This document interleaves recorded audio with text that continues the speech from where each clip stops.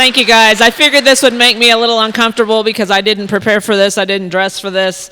And that's part of why I thought it was probably a good idea. Okay, 5 minutes. I got 5 minutes when I go to the Judiciary Committee to give a opening statement. Yes, sir.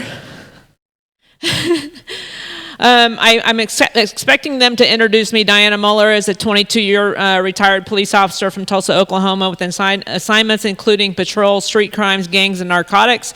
She is currently a professional shooting competitor, twice having the honor of representing the United States on an international stage. She is the founder and president of the DC Project Foundation. Then I come, or whatever. Thank you, Chairman Nadler, Ranking Member Collins, and committee members. It's a genuine honor to be, and I count it a blessing to be in here in front of you today. I am an ordinary American, one who has had different life experiences that brings me here today as a dissenter of any additional gun control laws, including the so-called assault weapons ban. The law enforcement field was something I dreamed about, but the professional shooter and advocacy thing is a total but pleasant surprise. 4 years ago, I came to this town as a tourist, and during a haphazard, are you timing me? You should be timing me. Haphazard meeting with my congressman, I asked if there was something as a professional shooter, should be doing to dispel the misinformation about guns and gun owners that was rampant on Capitol Hill. From there, the DC Project was born. An educational, nonpartisan effort of 50 women, one from every state, meeting their legislators as gun owners and Second Amendment supporters. We are mothers and daughters, young and old, black and white, hunters and competitors, transgender and straight, hashtag me too, hashtag not me, even left and right. Many of these women, like the victims of the mass public shootings, have endured unspeakable violence themselves or lost loved ones. Just like Kate Nixon, who knew her coworker was unstable and felt that he would shoot up the place, her quote, her husband encouraged her to take a pistol to work, but she didn't want to break the rules. She followed the policy that was supposed to keep her safe, a gun-free zone, and she was murdered the next day in the Virginia Beach shooting. These laws and policies are taking away a woman's right to choose.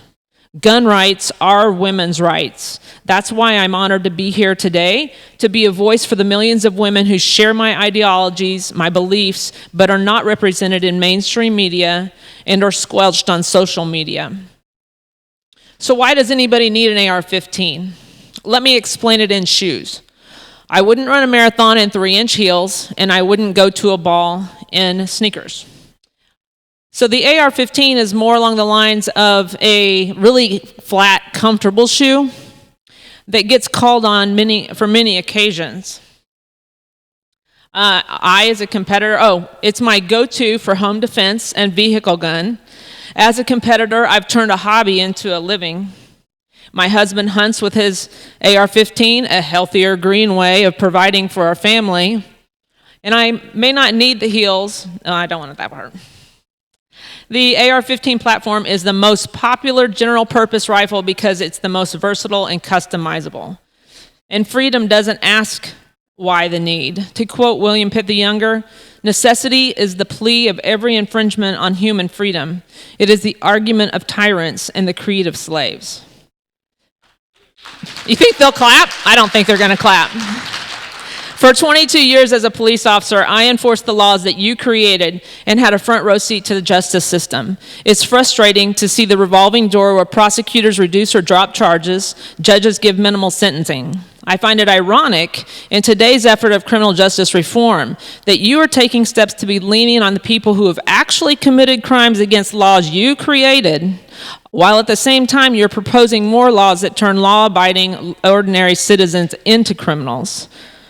They're not going to say yeah. How about holding people accountable for the laws that are already on the books before we pass any further legislation that would be only burdensome to the law-abiding? If these laws were the answer, Chicago, Baltimore, LA, and even this city would be the safest cities in America.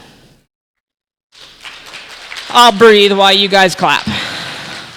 Ordinary citizens are safer when they have the tools to defend themselves and their families, and this includes the AR-15. As a woman, I'm likely smaller and less equipped. There's like 33% women on the panel, on the committee.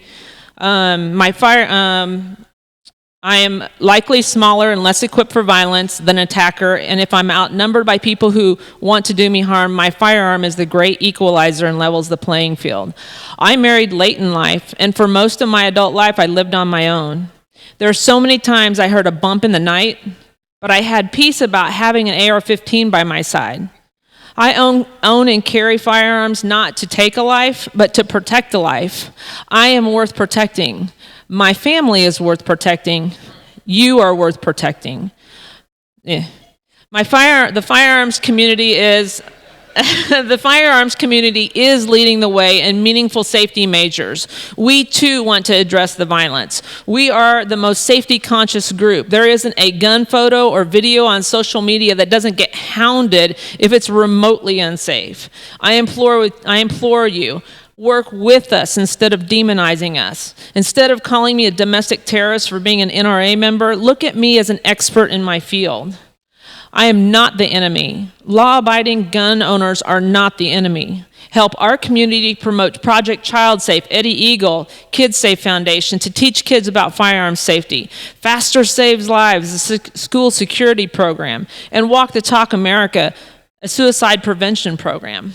If you really want to make a difference in gun-related deaths, get behind these programs and fund them, because we believe one life unjustifiably taken is too many. Let's put firearms education back in schools and start protecting our kids like we protect the people in this building. Education over legislation. Thank you for the opportunity to speak, and thank you for your time and service.